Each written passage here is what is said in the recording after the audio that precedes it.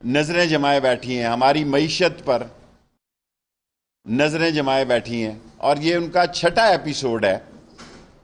और मैंने अभी भी जिस वक्त आपसे प्रेस कॉन्फ्रेंस कर रहा हूँ, मजबूरी की हालत में समझता हूँ कि ये मिलिटेंट हो चुके हैं। सादोकी में इन्होंने क्लाशनकोफों से पुलिस पर फायरिंग की, पुलिस नहाती थी, उनके पास लाठियां थी, जिसमें 3 जवान हमारे शहीद हो गए, 70 जख्मी हैं। 70 में से 8 की हालत तशवीशनाक है।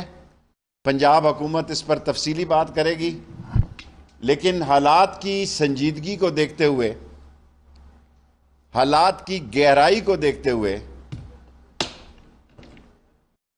ये मेरे फ़राइज़ में शामिल है कि मैं कौमी सलामती और लोगों की जानो माल की हिफाजत के लिए आर्टिकल 147 के तहत पंजाब रेंजर्स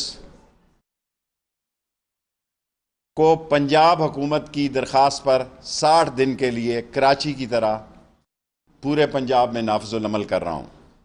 70-80 जख्मी हैं और डायरेक्ट फायर किया गया। उनके पास लाठियां थी, टीयर गैस था। मुल्क के हालात बड़ी अजीब सूरत हाल से गुजर रहे हैं। सो असल मसला जो है वो ये नहीं, वो कुछ और है। ऑटोमेटिक राइफल वेपन यूज करेंगे और पुलिस के हाथ बंधे हुए होंगे, और वो सिर्फ टीयर गैस और लाठीचार्ज से इनका कैसे मुकाबला करेगी। Welcome back after the break. नाजरीन, अब से कुछ देर कबल वज़ीर दाखिला शेख रशीद ने प्रेस कॉन्फ्रेंस की और उसमें उन्होंने खुसूसी तौर पर तस्करा किया कलादम जमात के बारे में, और उनका बताना यह था कि उन्होंने कलादम जमात की क़यादत से काफ़ी मुज़ाकरात किए हैं, लेकिन सूरत हाल जो है वो कुछ बेहतर हुई नहीं, और अब ये फैसला किया गया है कि 2 माह के लिए पंजाब में रेंजर्स तैनात की जाएगी।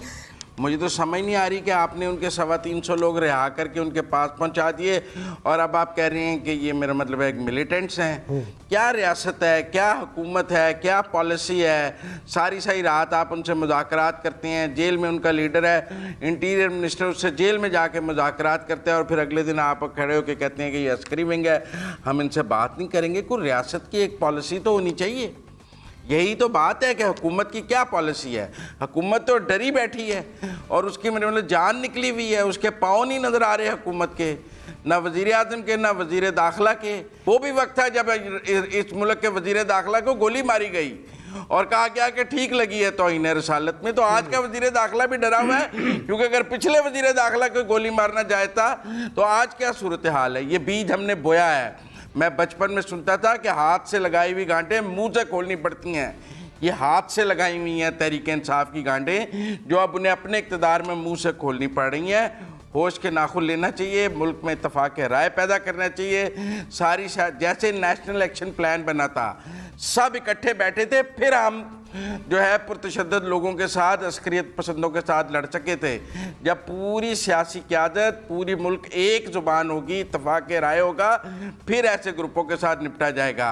और अगर आप चाहेंगे कि आपने कल इनकी हिमायत की थी, आज आप इनको कुचल लें, तो अकेले नहीं कुचल सकते। जब भी हम कुछ ग्रुप को जन्म देते हैं, कुछ ग्रुप पालते हैं, जनरल साहब ने जिक्र किया ना मुस्तफ़ा का, वहाँ से आ जाइए आप और आज तक पहुँच जाइए, तो हम उन्हें खुद ही ग्रूम करते हैं, और फिर खुद वो हमारे लिए मसला बन जाते हैं।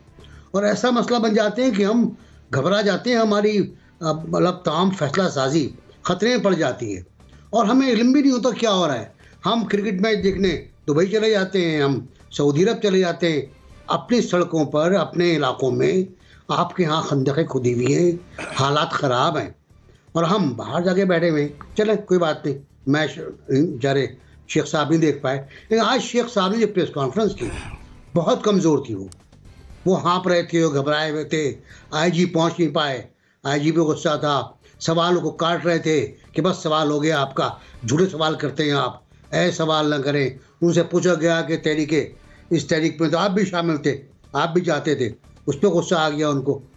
उस वक्त किसी ने कुछ नहीं कहा, लेकिन अब जब ये आपे से बाहर हो गए तो हालात आपके सामने हैं। ये कहते हैं फ्रांस का एम्बेसडर निकालो, है ही नहीं वो, तो मुतालबा किया था। फिर शेख साहब ने किस बुनियाद पे कहा था कि मसला हल हो गया है, मंगल को सबको हम रिहा कर देंगे और ख़त्म हो जाएगी बात। वो मुआहदा क्यों पूरा नहीं हुआ, क्यों दोबारा जीटी रोड बंद कर दिया गया? लाइफ लाइन है जीटी रोड, आम बात नहीं है। तो अब मेरा कहना यह है कि 147 के तहत आपने रेंजर्स को जो अख्तियार दिए वो रेंजर्स को इस्तेमाल करने दीजिएगा। नाज़रीन, क्या हुकूमत ने कलअदम तहरीके लब्बैक पाकिस्तान के खिलाफ ग्रैंड ऑपरेशन का फैसला कर लिया है? क्या मुज़ाकरात के सारे रास्ते बंद हो गए हैं और हर तरफ से डेडलॉक समझा जाए? क्या अब खून बहेगा? कलअदम तहरीके लब्बैक हुकूमत के खिलाफ सड़कों पर है, ये हम सब जानते हैं। सिक्योरिटी इदारों के साथ झड़पें भी हो रही हैं, कई अफराद जाँ बहक भी हो चुके हैं, कई अफराद के ज़ख्मी होने की भी इत्तलात हैं।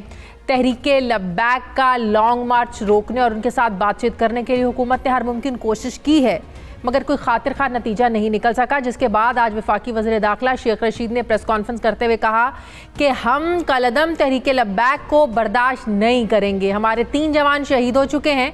उन्होंने कलअदम तहरीके लब्बैक पाकिस्तान के सबसे पहले मुतालबे को कि तौहीन रिसालत पर फ्रांसीसी सफ़ीर को मुल्क से निकालो, इस पर क्या कहा, ज़रा सुनिए। हम फ्रांस एम्बेसी को ना बंद कर सकते हैं और उसका एम्बेसडर यहाँ है ही नहीं है।